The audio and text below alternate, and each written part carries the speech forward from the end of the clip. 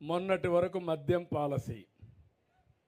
ఏమమ్మా ఎండేవాళ్ళు ఒకరిద్దరు దాగుంటారు, ఏం తమ్ముళ్ళు జ్ఞాపకం ఉందా మీకు?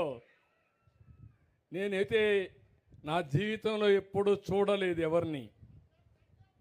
మద్యం అంతా వీళ్ళు, డిస్టిలరీస్ వీళ్ళే ఓనర్షిప్, అక్కడి నుంచి హోల్సేల్ వీళ్ళే, రీటైల్ వీళ్ళే, షాపులో అమ్మేది వీళ్ళే, కల్తీ చేసేది వీళ్ళే.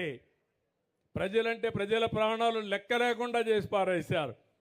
అందుకే నేను చెప్పా, ఎవరైనా సరే ఇందులో ఏలు పెడితే షాక్ కొట్టాలి. నూతనమైన మద్యం పాలసీ తీసుకొచ్చా.